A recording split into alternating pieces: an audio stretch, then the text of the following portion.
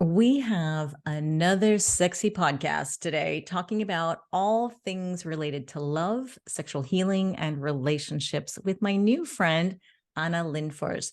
We met through the biohacking community and finally got to meet in person at the Biohacker Summit in Amsterdam last year, where she gave the most powerful talk on female sexuality. And I absolutely loved it. Now, Anna is young. She's still in her 20s. And some of the older women in my community question whether that will resonate with her or not. And I can tell you, I'm 52 and I love what she has to say, which is why I invited her here to share what she knows. And as a gerontologist, we disrupt ageist stereotypes and we can learn a lot from any person at any age. And we know that wisdom does not come with age. It comes with experience, and Anna has had experiences that count for a lifetime. And I'm sure you're going to hear it in her voice. And to give you a little background on Anna, she is a sexologist, psychologist, and specialist in sexological therapy for preventive healthcare using something she calls bioharmonization and, of course, biohacking. Anna had her own health challenges, which she's going to share with us today, but she biohacked herself into remission and reconnected with her sensuality that empowered all aspects of her life. She also co-authored the book, The Resilient Being, where she writes about building resilience through processing trauma, learning how to build secure relationships, and connect with sexual energy, all of which we're going to learn about right now. And just keep in mind, this podcast interview is not therapy. And if listeners want individual advice, they can book a private consultation with Anna. You can find her on Instagram at Heal with Anna or her website, Anna Lindfors. And I'm going to have links to all of these details in the show notes. So now, without further ado, meet Anna Lindfors. Welcome. Wow, thanks for such a lovely intro, and thanks for having me. I'm really looking forward to our discussion on, biohacking, sexual blocks, and love life. You had a really great talk. I just love everything that you do and you share.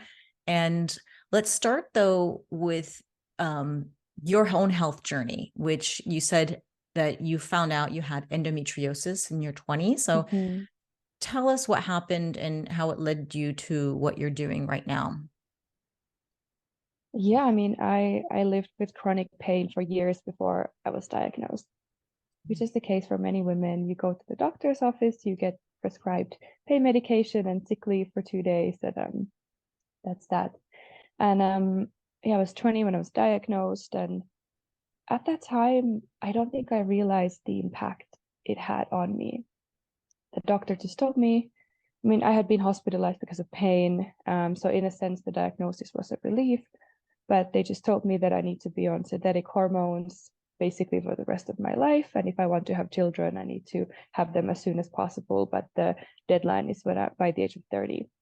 Mm. And I left the doctor's office. But okay, Mm. this is my life now. This is not going to impact me. I'm just going to be on these hormones and I'm going to live a good life. And in many ways, I did, but just living through your 20s with chronic pain, being a student, um, I remember there were times when the pain was so bad that I would vomit in the morning, pass out, get up, and go to class. Mm. So that was the reality of my life, and just having gone through so many different hormonal treatments because none of them really worked for me. They shifted me from this youthful exploration and enjoying my sexuality into problem fixing mode, because all of a sudden you're just tracking the spread of the disease and the implications and the pain, and little by little you just realize that, wow, I am becoming a shadow of myself. And then throughout other health challenges, I just had enough. We all have that point in life, maybe not necessarily lying in a hospital bed, but for me, that was the moment in life, and I decided that I did not want to live my life that way. I'm going to take control of my health, and that's when I started biohacking endo into remission, learning about my methylation and detox and optimizing my hormones, biohacking endo into remission. And actually, I just recently got my scan and I've reversed endo tissue, which, I saw that on your Instagram. Congratulations. Thank you. But a big part of that for me was embracing my womanhood and starting to celebrate kind of the cyclical nature of being a woman. And after years of hormonal treatment, just going natural and learning about my cycle again. It was so exciting. It became a celebration. And too often we talk about periods as period pains or hormones, like it's so difficult. But in reality, when we connect with that becomes our power. And I feel like we can also change the narrative around menopause with this. Absolutely. And research has shown that to be correct, because the women around the world who have positive attitudes towards menopause don't have the same they experience some similar symptoms, but it's not a problem. It's not shameful. It's actually embraced. And so you can change the narrative. We just live in a society that spreads fear around it as well. So we can change that narrative, and hopefully I'm doing that, you're doing that, and we can have a much better experience of menopause. So I appreciate you helping out with that. So tell me then, you mentioned embracing your sexuality. And so, and you also mentioned biohacking. So actually, first, maybe explain what biohacking means to you, because some listeners may not even know what that is. And then how did you discover that whole world of biohacking? Ooh, I love this question because biohacking is kind of this umbrella term that individuals use to identify themselves by the tools that they use to improve health. I have a very feminine approach to biohacking or bioharmonization. And what it really means is that I tune in with my body. I learn about my body. I do some tests. For example, I test hormones. I test my blood glucose. I subjectively reflect on what's going on in my body. And based on that, I do things that help me improve recovery, well-being, productivity, and various factors in life. And a big part of that is cycle-based living. Cycle-based living. So in the biohacking world, especially to me, it seems in Europe as opposed to the US, there is a, when the women get involved, there's much more of a grounded approach, or looking inside approach. It's not all about gadgets and data. We really look at, like you said, the cycles in nature, in our bodies, and we use that to our advantage. I mean, a lot of people don't realize that grounding or earthing is a biohack, right? Breathing and breath work is a biohack. Meditation is a biohack. And this has nothing to do with gadgets. Of course, there are apps and things that can help you along, but that's where I think the feminine comes in the biohacking world. And you're actually doing that. You're up there on stage and you're sharing all of this to a whole audience of people. So thank you for doing that. And you also, what I really liked at the Biohacker Summit was this talk on sexuality. And you and Amy B. Killen were there too. And I was like, yay, these are my people. And bringing in that femininity and that discussion and discourse on sexual health, sexual well-being, and your sexual healing. So why don't you talk a little bit about what sexual healing is and how that was key to your recovery? Yeah, I mean, when we talk about sexual healing, first we need to kind of look beyond that and understand what sex is and what sexuality is. Because right now we live in a world where very few people get adequate sex education. So there's a lot of shame, there's a lot of disconnection when it comes to our sexuality. And often we associate sex being part of our sexuality, or sex defines what sexuality is to us. But in reality, sexuality is our primal force. It's where healthy anger comes from. It's where healthy self-confidence comes from, where boundaries come from. It's a big part of our identity. It's difficult to perform well in work meetings when you're having sexual dysfunction, or when you're not orgasming, or when you don't feel connected to your partner. It's very difficult to feel healthy or be happy when you're having a conflict with your partner. And it doesn't matter whether you take 15 or 75 supplements if you're feeling lonely, if you're not happy in your relationship. So that's how deep it goes, just being the core aspect of ourselves. Mm-hmm. And then for everyone, for women and men, because we live in this disconnected culture, we have so much shame around our sexuality, around our pleasure, around our bodies, around connecting with others. And when we have that, we cannot fully be present. For example, women going through menopause, there are a lot of bodily changes that occur. And that can directly impact your sex life, because then you're so much in your head, maybe scared of feeling pain during sex, or feeling insecure about your body because it's changing. So all of this is very linked, but the key to sexual healing is really, and it sounds so simple, but it's so powerful. The key to sexual healing is to pause. And especially when going through menopause, you're going through such a massive shift in your body, all of those hormonal changes. So then what you need to do is to pause and tune into your body and learn to connect with it. There are some practical tips that women can do, if you want me to share, that are very simple. Yeah, actually, yeah, we'll jump right into the tips, but it's interesting. You said pause, and we call it menopause, and so it's a time to actually, yeah, stop. And I just launched the Menopause Energy Reboot program, and one of the first hacks that I have is a pause, is to ask yourself, what do I want and who am I? And what do I really, really want? Because so many women, by the time you get to menopause, they've been working their careers or building their family. Everything is for everyone else, that you don't really know what you want anymore.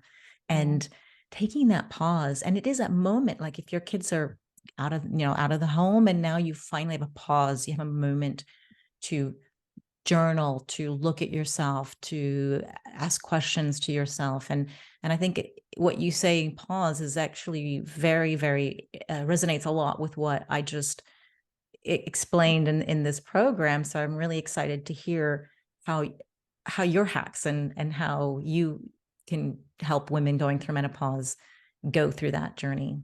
What are your hacks? Well, I mean, if we start with kind of connecting with your sensuality, some of the simple ways are by sensual dance. And I love how this has become this kind of small phenomenon. But originally, I created a sensual dance flow playlist just for myself, to help me tune into my body, and move my body in the morning. I would play a song, close my eyes, being naked, and just go with the flow, just to feel, let go of any thoughts. And then at one point, I just decided to share it on Instagram. And then multiple people, I think it's like thousands of people now globally, tune into that song, and they tune into their bodies every morning. So simple as that. I can send you a link to the playlist, but Yeah. you just take 3 minutes of your day to connect with your body, alone in your safe space. Close your eyes. It doesn't matter what you look like. It doesn't matter, which parts of your body shake, or whether you dance or jump or, shake your hips. What really matters is that you just let go of thinking. You tune into the music, and you connect with yourself. I'm a dancer, so I can totally resonate with that. That is one of my favorite things to do is to go to a dance. I go to a dance class, but yeah, why not just turn on the music at home and you feel it and you do. But I do, when you dance, you're totally connected, and your mind has to, it's I think it's a little similar to, say, a yoga, where you can't really think of anything because you're trying to balance or something like that. So what a great tip. Okay, music's going on tomorrow morning. I love that. And I mean, the next step from that is to dance naked in front of a mirror. And that can be, I just want to just give a little warning that that can actually be triggering to some, because we're not that used to nudity, or we're not that used to connecting with our bodies. And often when we look into the mirror, we see that we're very critical about ourselves, and we're like, oh, this is what I want to change, and I don't feel so good about this, and I look a bit tired today. But the whole point of that exercise is to let go of that, put on the music, and just watch your body flow. It's a very feminine practice. It's a very empowering practice, that just changes your day. It tunes you into that sensual flow, that powerful feminine energy that then takes you through the day. And if this feels a bit much, another form that you can do this is just when you're lying in bed, you do a body scan. It takes 2 minutes. You just start from your head, from your forehead, and you gently touch your skin all the way down, and just feel your skin. Try different kind of touch, gently stroking or squeezing, but just being present with your body for that moment before you get up, before you get all the work stress, all the calls, kids or relationship, whatever it is that's stressing you, just to take that 2 minutes to yourself. Those would be the simple hacks that I would start with, by connecting with your sensuality, and then we can expand from there. I have an idea. So if anybody's if the mirror is triggering, what do you think about someone dancing and sort of the reflection in the window, or maybe there's a shadow or something where they can still kind of connect, but slowly ease into the actual mirror? That's actually a great tip. We'll add that to the list as one step, kind of moving towards embracing your body. I think that's amazing. Or just As long as as long as the window is safe, so that there isn't, someone watching behind you. You're right. You're right. Yeah. So yeah, of course, yes. You don't want to have people watching you. But then also another idea is maybe keeping the lights real dark, or you're a biohacker, so you probably have red light bulbs, right? Red light therapy. I love that. I do that when I'm brushing my teeth at night. And yeah, it's really very sensual as well. So, and because the lights are off and you just have this red light, it's maybe it's maybe easier to connect with the body too, if you have that triggering moment. So great. Oh, good. We have some good ideas. Good ideas. Thank you so much. I think this is everybody just reconnecting with the body in that sense, that touching it in places that you probably never touched, or you rarely do touch, I think is a great idea. And feeling from the inside is absolute key. So that's part of the sexual healing, right? Is that what we're talking about? That's part of sexual healing, is connecting with your body. But then, the big kind of elephant in the room that nobody wants to talk about is then healing sexual trauma and reflecting on your relationship with your sexuality. And that's why I like to start with the bodily exercise to connect women with their bodies, because then that gives you that space of regulated nervous system, space of calmness, that then you can tune into the challenges that you're experiencing. And when I talk about sexual trauma, it can sound triggering, or we associate sexual trauma with violence. But in reality, because we live in a very disconnected culture, we all have some form of sexual trauma, or we have some form of insecurities, shame. For women, it's often often around appearance or being good enough. For men, it has a lot to do with performance and being masculine enough. Because the reality is that sex has never been only about sex. It's never been about the physical activity. Sex is where our primary needs, being loved, being accepted, being cared for, being seen, meet our primary fears of being rejected and abandoned and not good enough.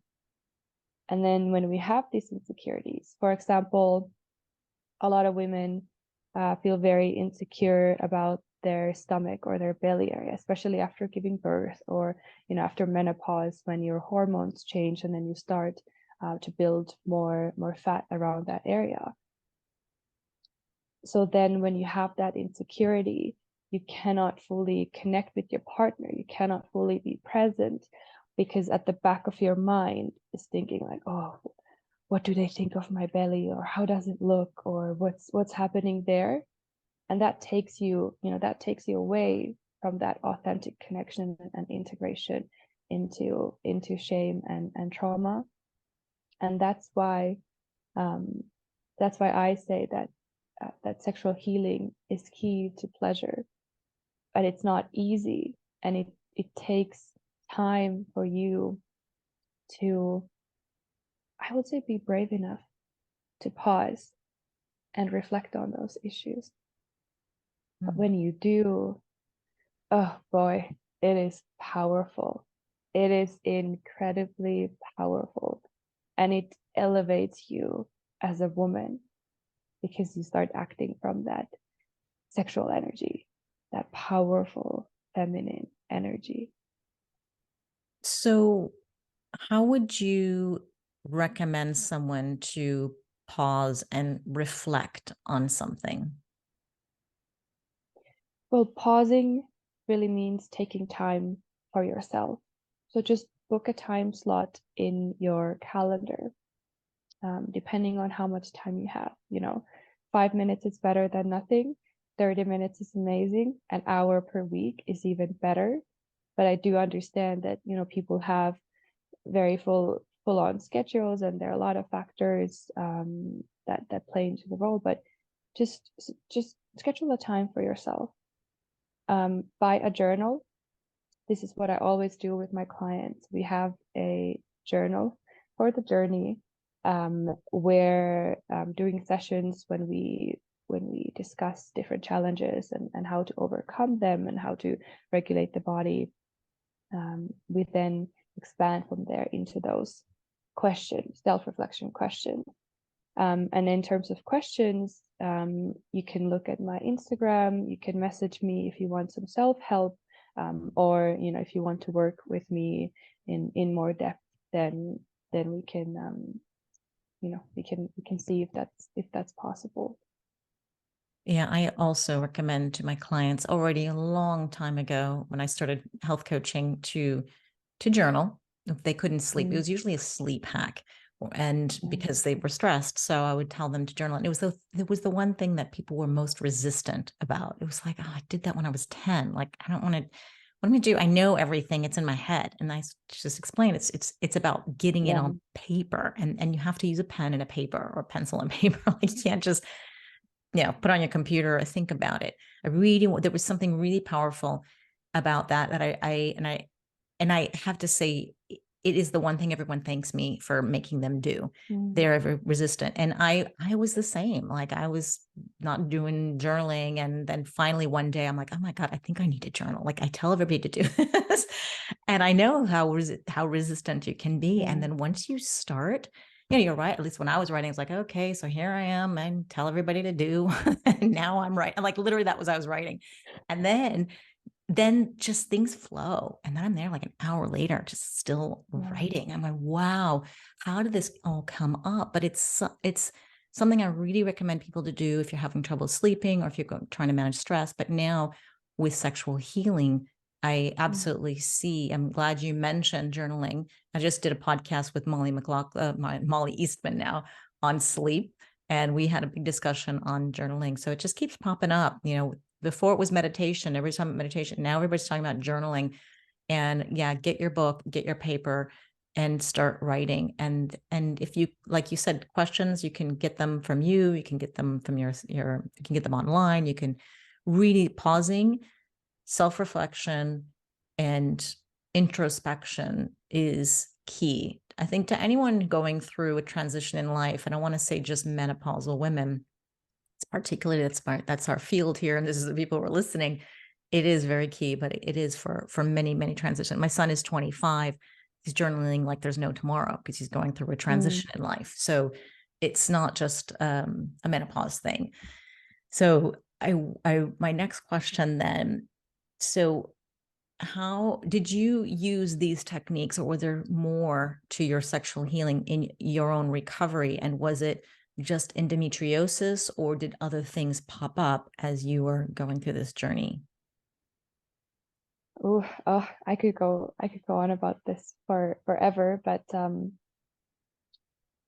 me, I mean, everything I did was about reconnecting with myself, because then the diagnosis and the hormones, they disconnected me from myself. And I didn't realize it at the time, but then taking these steps, you know, journaling, connecting with my body, embracing my sensuality, elevated everything. But a key part, I would say, for me was tapping into healthy anger. So what I would do is um, I would go to my cottage in Finland, and I would spend a week there every month, just immersing in nature, you know, intense journaling, processing, but really going out into the forest and screaming.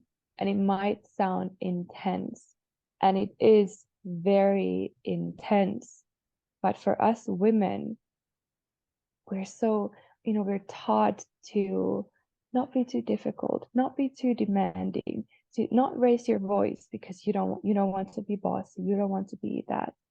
And then we end up self-abandoning through people pleasing. And to me, and to the woman that I work with, tapping into that healthy anger is the key in terms of unlocking those blocks with sexuality or in relationships. Because anger is not a negative emotion. We feel that it is. Anger is a protection mechanism. And anger shows us that now, okay, now my boundaries have been broken. I am not okay with this. But the way you react to anger is key. So instead of bottling it down, where it, you know, it goes somewhere deep down in your body and it gets stored there, and then it weighs you down and it weighs you down, and then you add to it and you add to it, and then eventually you explode. And that's not the kind of anger that you want to unleash out into the world.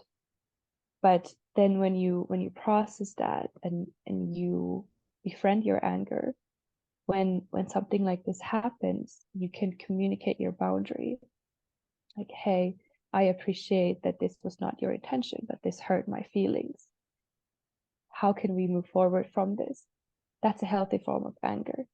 So that's what's key for me in terms of learning to set healthy boundaries, communicating my needs, and just self-appreciation to the point of not abandoning myself in pleasing others. Yeah, so that's what I would say was one major factor that a lot of women need to go through. This sounds like pain processing therapy that I've been learning a lot about. And I invited a guest to talk about how she healed herself from my fibromyalgia, chronic fatigue syndrome. And the resources she threw at us were unbelievable. I've been reading it. And yeah, it seems as though people pleasing, or the way women grow up in society, like you said, be a good girl, be nice, don't make noise. This is having a lot of backlash, and we're storing these angry emotions, or fear, disgust, anger, all of these negative thoughts. And in fact, we can fall into toxic positivity as well, where we're just only positive and we don't look at that because it's not nice. But at the same time, what I've been learning through this, and tell me if this is what, then this is all through the pain processing, the chronic, for people with chronic pain. And when the idea is not to sit and wallow in this negativity, but it is to look at it, recognize it, acknowledge it, and respect that you had these feelings or these emotions. And then you move on. And like you said, you process them, and then you're liberated and you feel so much better. And to know that it's okay. If somebody says it's okay to feel like that, it's okay to feel shame or anger, disgust, fear, all of this stuff is okay. And having that, someone validate that is really important. So I hope anybody's listening now is just go in the forest and scream if you have to, right? Or just go and or scream into a pillow. Because I know that the forest is not accessible to everyone, and screaming out on the streets might not be the kind of unleash you want, but screaming into a pillow, or just bodily kind of processing it and letting go of that feeling. But I really like what you said there, that you need to pause and let that emotion in, to feel it, and then be able to let it go. Is this something you learned through the chronic pain that you were feeling? Is it something you read, or is this just something you learned on your own, or has nothing to do with the endometriosis or pain at all? Because I learned it through the pain, processing therapy and all this stuff. Yeah. I mean, I learned it through the pain, but it wasn't just endo, because I also, so after endo, a few years after endo, I injured my shoulder pretty bad, and I had nerve damage. So I spent 6 months in constant pain, to the point where I could only sleep 15 minutes at a time. Oh, And wow. that pain, so yes, endo pain was intense, but that pain was on a whole different level when you lose your functionality. And bear in mind, this was when I was studying at university, so I had to learn how to dictate my essays, because I couldn't type. It went to the point of extreme pain. So what I did was I would sit in a dark room for hours, just meditating and imagining just healing energy into my shoulder. And then I would obviously do the bodily exercises. But for me, I would see it's the combination of different dimensions of pain that brought me to that level of healing and release. But the reality is, for many people, that we don't change until we have to. And the moment you're lying on the floor crying, those are not your favorite moments, but those are your transformative moments. And what you decide to do in those moments ultimately decides your life. Because you can choose healing, and you can choose to elevate your life. Or a lot of people with trauma then build this resentment and bitterness. And I'm not saying you shouldn't, because you've gone through something very traumatic, but all I'm saying is that how we respond to things has such an impact on how they impact us, like what we talked about in the beginning. You're right. Absolutely. So I have another question about, so women, not every woman going through menopause has low libido and certain sexual blockages, which is the title of this podcast, but some do, and it's not uncommon. So in your work with older women, what are you seeing that is creating these problems, and how do you help them move past it all? I mean, it's always individual, but generally speaking, if we look at the kind of life story of women, we go from overprotected little girl into sex object, and then forgotten mother, and then invisible. It's very generalized, but if you look at the life story of a woman, so when you live your life always putting everybody else first, people pleasing, you don't have time for tuning into your body. You don't make time for self pleasure. You barely have time for sex or connecting with your partner. You prioritize other things like work, kids. whatever it is, because we live in this constant kind of stressful world, and you end up losing yourself. And then on top of everything else, you go through these massive hormonal shifts that comes with, with your menstrual cycle, pregnancies, postpartum, and menopause. And menopause is a massive shift that happens in women's life. And the way I see it is that because it is a challenge, it creates an incredible opportunity. Like you said, that, now you're in a point in your life where you have built a career, you might have built a relationship, or you might be single, but now you have time to tune into your body if you decide to do that. Obviously, you need to address for hormonal challenges, and for that, I would recommend working with a practitioner. So whether it's your doctor or a health practitioner, even I work with my health practitioner, Justin McGuire. He is incredible. Like, just shout out to him. But he's been such an incredible help with my health journey and me optimizing my hormones. So I guess going back to the point of the challenges that could cause what women experience, low libido. So it's you forgetting yourself and then forgetting your body, which means, having hormonal challenges that then create dryness and mood swings. And, then there are like the night sweats and different symptoms that you can experience. And then when you experience that, you go into this kind of survival mode. And when you are in survival mode, reproduction is the last thing in your mind, or being sexual is the last thing on your mind. And so you focus on survival. But one thing that I think is not talked about enough is the evolutionary perspective into menopause and into sex. Because if we really go down into that monkey brain of ours, the reason why we have sex is to reproduce. And then women, we start puberty, we become fertile, and then our libido changes according to our cycle, which is often not talked about enough. We're not supposed to be horny 24/7, but it shifts and it serves a purpose. So then when you go into menopause, that purpose changes from that kind of reproductive purpose into longevity and health purpose. And that changes the whole narrative and perspective around sex. And that's why I want to highlight that, hey, this is your opportunity to connect with yourself and learn about the person that you are becoming, because you are becoming a new version of yourself. You cannot know who you are.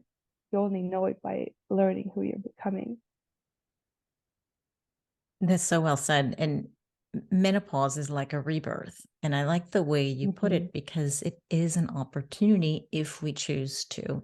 And it sounds like what you're saying is we're so stressed out, and we go into this sympathetic mode, where this fight or flight survival mode, because our body's changing. We're getting the hot flashes, we're uncomfortable, vaginal dryness. Like, what in the world is going on? Of course, like, how can you think about sex when your whole world is changing? And it makes perfect sense. If you're in a stressful state, reproduction and digestion shut down, right? So it's not the time to make babies, and not the time to absorb the nutrients from your food. It's just not a priority, because you're just trying to survive. So it's a pity, because it's a time of liberation. It's a time, wow, we don't have to worry about getting pregnant anymore. We don't have our periods. We don't have cramps, or it should be an amazing, amazing time in our life, but we're so preoccupied by the symptoms. And I think it's possible we are exaggerating them a bit too, in the sense that we're just focusing on that, and then we lose the big picture. And if we could change the narrative and look at it as this is a positive change, instead of, I think, what women in their 50s, we cling on to our youth, because we're like, we're not young anymore. You can see the wrinkles, Mm. you can see the change in the bodies, you can see different things, but we're not old yet. So we're not quite ready to embrace that side either. And that's what makes it so difficult, because you're really in a transition, you're in between the two. So I think it's a normal reaction. It's just, when do you want to let go? And I'm not saying let go and, just not take care of yourself, but let go of fighting and clinging, and just be in the moment, be present, and enjoy the ride. Because eventually, this is not forever. It's a transition. Transitions don't mean that this is going to be like this for the rest of your life, but it's hard not to think, because a day after day after day, you may waking up with night sweats, or feeling bad or moody, or you're not really sure. And this is where I think understanding what is happening, and knowing your hormones, and like you said, your cycle as well. And it's hard to track your cycle when you're going through perimenopause and everything's Mm. crazy. But I'm wondering what your thoughts are on hormone therapy in terms of regulating your hormones, or vaginal dryness, or sexual health in general, libido, et cetera, et cetera. I mean, there are definitely lots of studies supporting that, but different forms of hormone therapy, whether it's orally, whether it's injections, whether it's forgot the term, locally. So for example, for vaginal dryness, you can use estrogen. And also what a lot of women don't know about is what's called the scream cream. When you Mm, put a little bit of topical testosterone on your clitoris, it's mm. it is incredible. That's just a complete side note to this question. But my point is that I personally like to recommend to listeners to have a personalized approach. So see your doctor, see your health practitioner, test your hormones, and then supplement accordingly.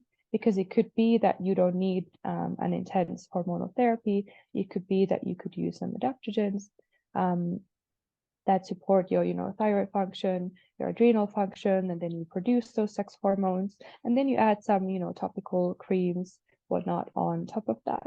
And then some women need more intense treatments, but like with this, like with everything, is that knowing yourself, knowing what your body needs, and also like what you said is knowing that you're in a transition, and this will not go on forever. And I also want to highlight that when you're in that transition, it's totally normal and it's okay that you're not horny. You're not horny 24/7. So also embracing that and accepting that, okay, I'm going through this phase right now. And that's okay. So going back to the question about some of the women that you've worked with before and low libido, I think that's what we were talking about. What are your recommendations for these women? Well, it's difficult to comment on a general level because low libido can come from so many different factors. But just testing your hormones, looking to see if there are hormonal imbalances, tracking your cycle, tracking your hormones, tracking your body, and understanding that, looking at whether you have some nutrient deficiencies. But one of the key factors is stress, cortisol levels, because stress dampens your libido. And then we look at your connection with your partner, your connection with yourself, see if there are, conflicts or, often relationships go through different phases. You have the first honeymoon phase or the couple of first years that you're enjoying and, you can't be without each other. And then that kind of phase, and you have different phases. So also looking into that. So it's not always just physiological that your hormones are messed up, but it could be that actually you haven't taken care of yourself in a while. You haven't made time for yourself. A big factor is self-pleasure, because that's an important aspect of your sexuality, one of the key domains. And I love talking about self-pleasure because it's such an important part of sexual healing. And then when I do, women often tell me that, Anna, like I don't know, because self-pleasure just, it feels different than sex with a partner. Like I don't know how to do that. And then my answer is that it's supposed to feel different, because those are two different dimensions of your sexuality. Self-pleasure is only for you exploring your body, tapping into, just touching your skin, exploring some fantasies, being present, moving, maybe tapping into more of that feminine energy. And then sex with a partner is about integration. It's about connection and surrendering to the flow of sharing this pleasurable experience with another human being. So self-pleasure is key to improving libido, especially with women. There's lots of studies on that being sexually active then improves your libido and improves your health.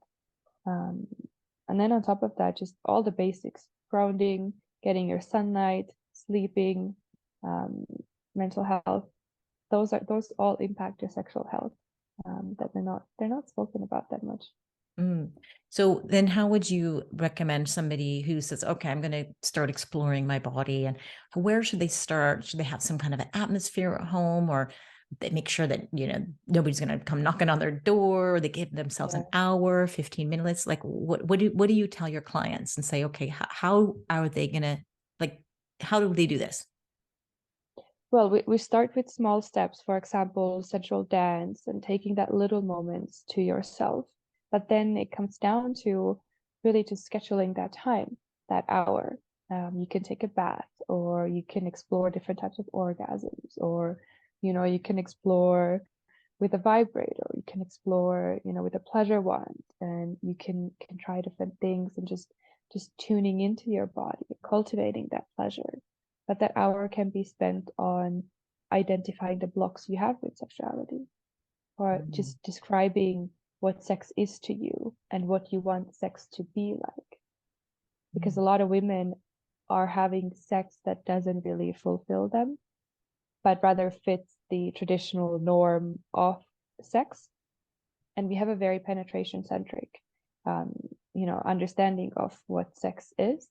And that can sound like a very weird term, penetration centric or performance centric. But if we look at sex, and now we're talking about heterosexual sex or heteronormative sex, penetration is a key part of that. And that's amazing. Penetration is amazing. It's an incredible way to connect with your partner. But the challenge is that only 18% of women orgasm from penetration. Yeah, it's not like in porn. It's not at all. Yeah, no, it's really but that's where we not learn like it, right? That's where people are learning exactly. how to do sex, and nobody learns how to do sex. And ever since I started interviewing people, sex experts on the podcast, I'm like, wow, I never learned. Like, I have to learn how to do it. Exactly. And it's also what's coming out is we are in a male centric world. So of course, sex is male centric. Penetration and performance, like you said, these are male things. These are what men are talking about.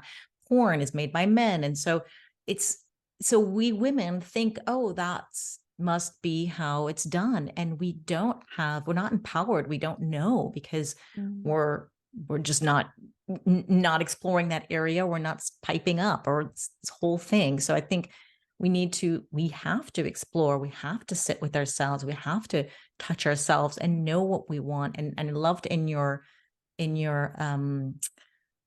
talk at the Biohacker Summit, and it always resonates with me, and I always share this too, is that you talked about when you're with a partner, you need to tell him or her what you want.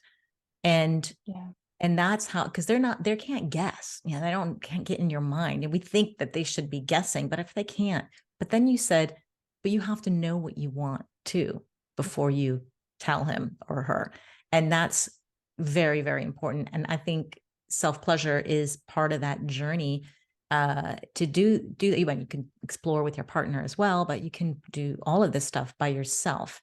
And I think it's almost a safer space by doing it yourself, because you're like, oh, okay, I like this. And there's just other things that your partner can do. And I think all the little toys and things like that, with so much that we can do. And I love getting sexperts on here now, because there's so much to learn.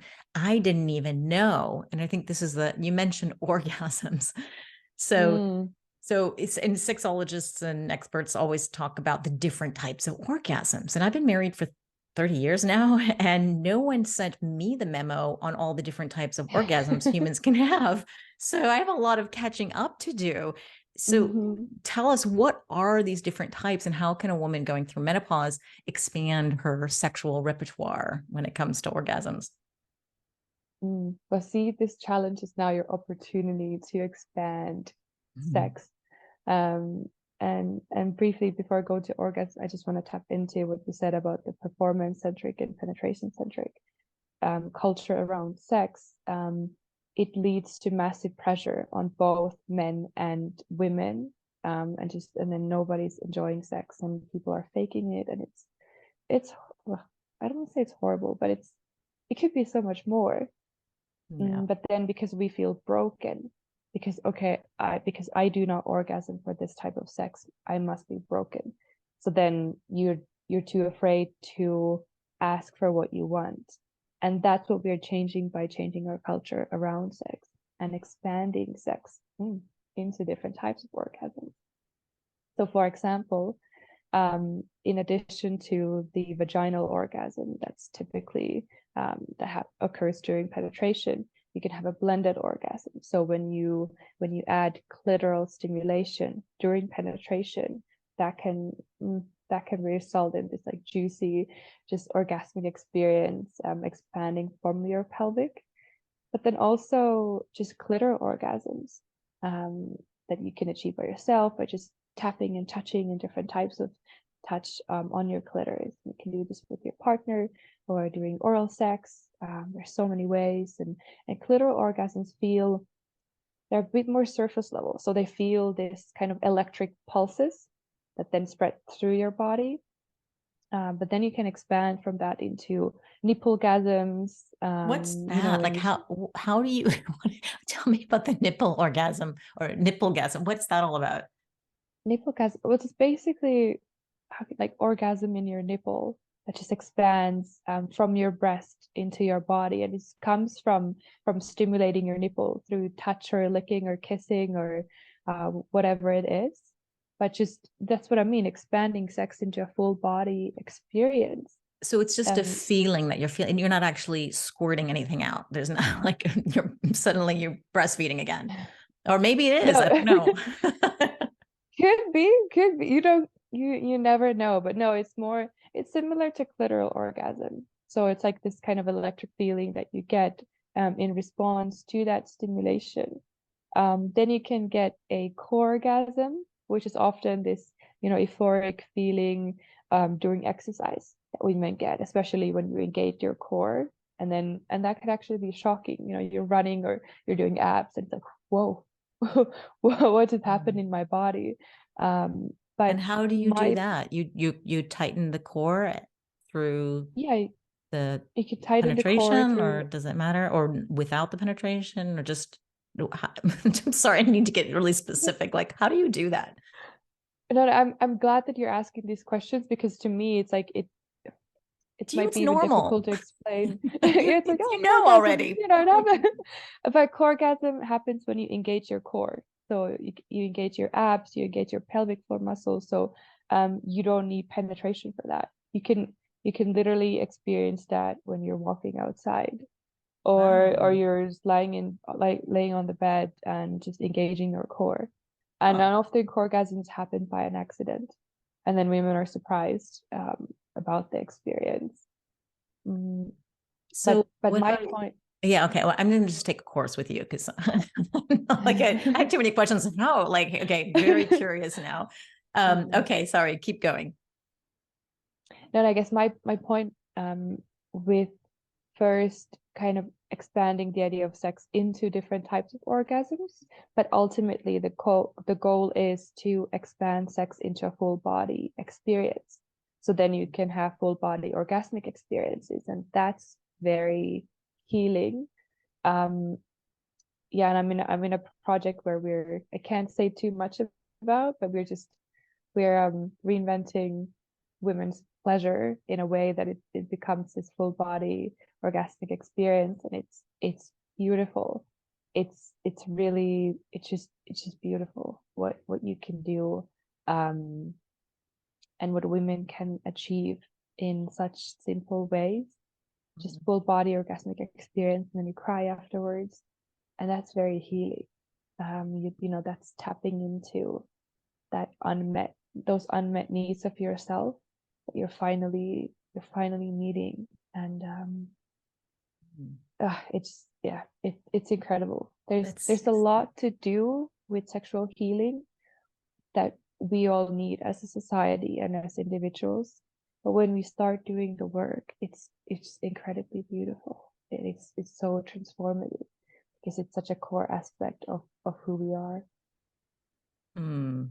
Sexual healing, yeah, definitely. It makes perfect. It sounds, now I get it now that you say it. It is something, I think, no matter where you are in your life, if you feel like you're perfect, I think there's always something we can explore in that area. And so how would you say both a woman who is single and a woman who has been married for a long time build healthy, intimate relationships? And are there any differences between these two? I mean, at the core, everything starts with your relationship with yourself. So all the things that we talked about before, tuning into your body, connecting with yourself, processing trauma, looking into your desires, exploring with sex, expanding sex, all that's related to you and how you relate to yourself. But then when you're in a relationship with a long-term partner, there is this level of safety and security that allows you to explore with each other in different ways that can also pose a challenge if you're not nurturing that connection. And that often happens in long-term relationships because other priorities take over, and there can be hormonal imbalances, so then libido is not as high. So I would say in a long-term partnership, make sex a priority, and not just sex, but intimacy, connection, touching each other, complimenting each other, making each other feel amazing as they are as individuals, discussing through challenges. And this is probably people's least favorite, but it's actually the number one factor contributing to your sex life and your happiness in your relationship.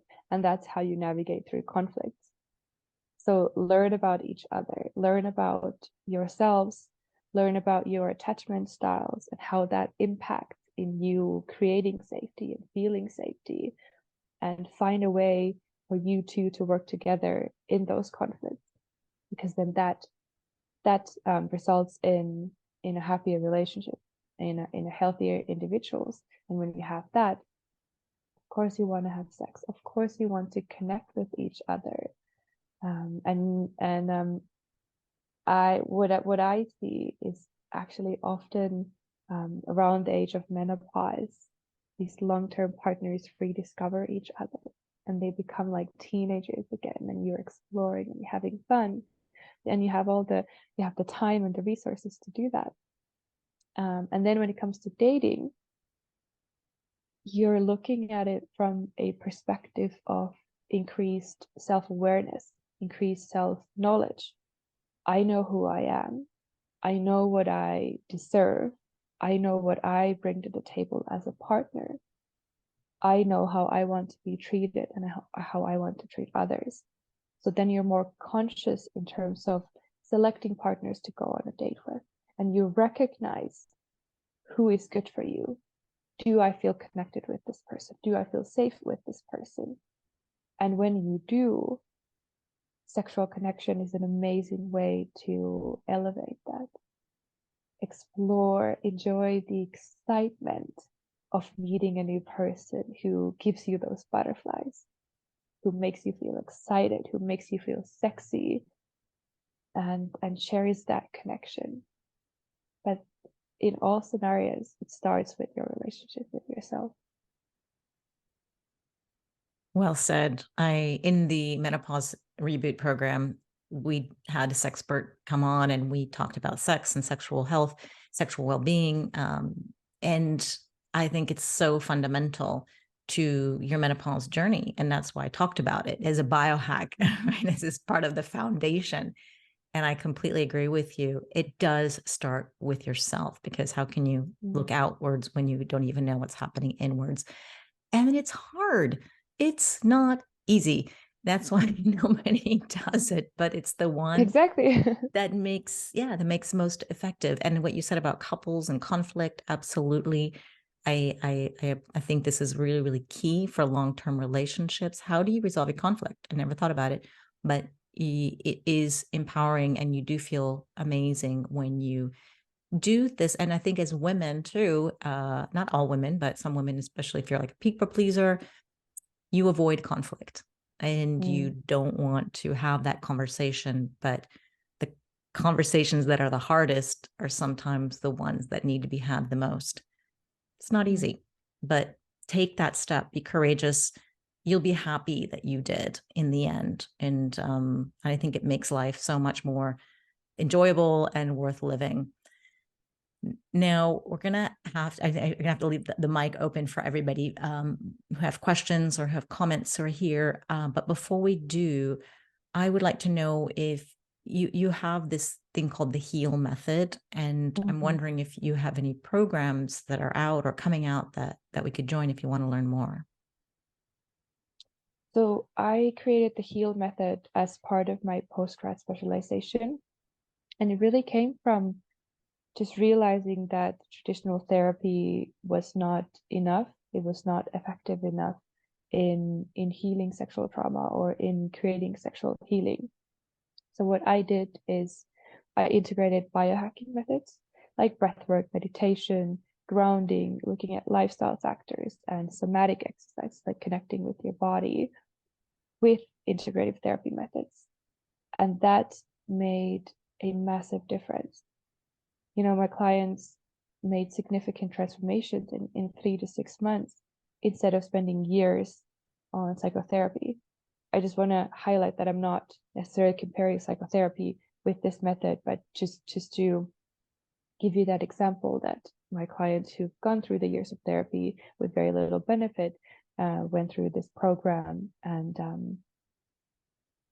for example, I could just share this anonymously with my client's permission, but one client of mine came to me. She had sexual trauma. She was at the point where she couldn't sleep at night because she had such bad nightmares, daily panic attacks. You know, nervous system was on fight and flight mode all the time, just surviving. And in 6 months, through this program, through this process, she I'm almost getting emotional because she transformed her life so completely. She reflected on her relationships and let go of some toxic ones, learned about her attachment style and love language and what she deserves and what kind of relationship she wants. And then she started a healthy relationship with this incredible man, with whom they were able to explore and expand sex. And so within 6 months, she went from not being able to have sex into full body orgasmic experiences, and living her best life, changing her job. You know, we don't realize the impact of our sexuality when we're not connected to it. And then when we do, it transforms everything. It elevates everything. And that's why I love what I do. It's the moment when you see the sparkle returning to people's eyes. Wait, this is who I am. This is what I deserve. This is who I can be. And I just love it. So for those of you who want to learn more about this method or who want to work with me, you can join on the waiting list, or you can ask me more info on Instagram, because right now I'm fully booked, but I open new slots in July and August this year. So in a sense, it's 2023. good to kind of Yeah. 2023. Oh yeah, sorry. In case people are listening to this a year 2023. later. Year later, who knows? Maybe then too. But it's good to have a little preparation period before, because it is a pretty intense journey. And Are then the right? are a lot of these people who are seeing you getting help when you say sexual trauma, is these people who've had sexual abuse as a child or something else? It varies. It varies very much. I mean, if you look at the statistics, 1 in 3 women globally experience sexual violence. And then it's not just the sexual violence that meets the criteria for crime, but broken boundaries. Or, for example, women having sex even though it's painful to please their partner, and then that leads to a trauma, or attachment style trauma, or challenges from childhood. It really varies a lot. Some people come to me, I have some male clients as well, and they, there's often sexual dysfunction that we're reflecting on, and then you look at the physiological side of things, or if you have difficulty orgasming, it's not often about just hormonal imbalance or pain during sex or different factors. It's a combination of everything, and that's why I always look at things holistically. Okay. So, okay, then we can go to your website or Instagram and find out more how to work with you. Does anybody here have any questions or comments? Feel free to unmute if you want, or you can type in the chat. Hey, Yes. hey, welcome. Hi, Corinne. Hi, Anna. Well, a lot has been answered. First of all, I'd like to make this comment. You're young. You have an incredible amount of experience and wisdom, I would say. You look even like an angel. And I've been listening to you, and I'm thinking, this girl, she has a lot, a lot to share, and a lot of an incredible amount of experience. So I have to thank you. I really enjoyed your hour with you, and watch even the grace and the way you talk, the feminine. It's very inspiring. I have to say, for me. A lot has been covered. I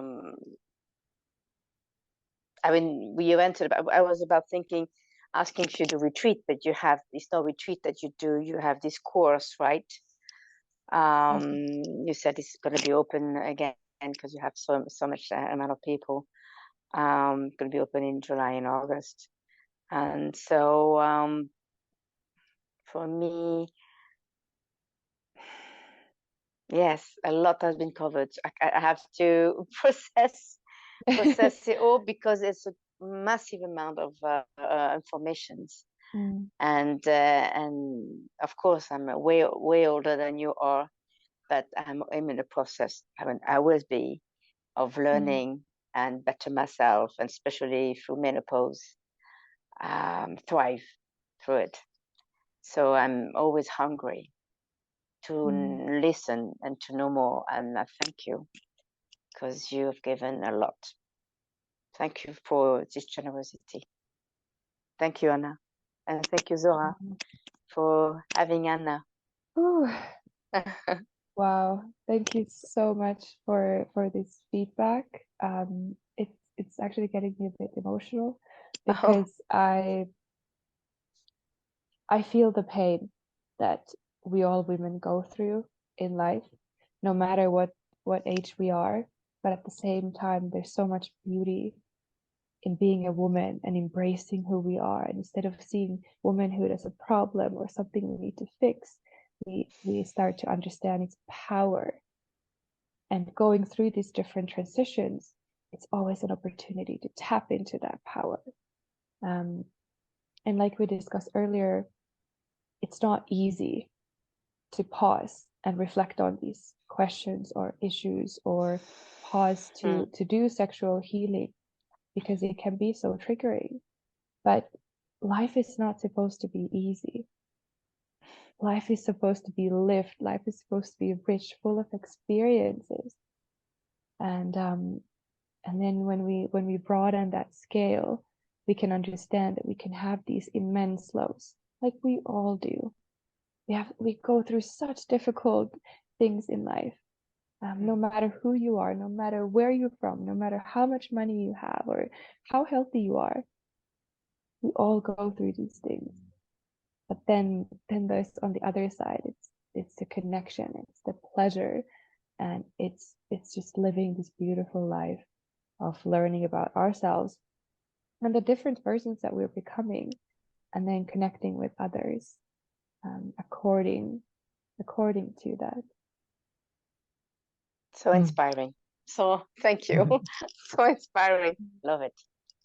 Thank you. This is wonderful. I feel the female energy here, and yes, it's just uplifting and empowering. And thank you, Corinne, for such a really being very authentic and true. And I always love your words and your feedback, and it is so motivating as well and inspiring. So I appreciate you doing that. Emma, I don't know if you have any questions, or if you want to unmute, or if you want to type something in the chat. We're happy to. I think Corinne kind of set up the bar high. You don't have to say anything. Oh, for sure. Hi. Thank you so much for this. I really enjoyed to listen to you, beautiful women, and it was a lot of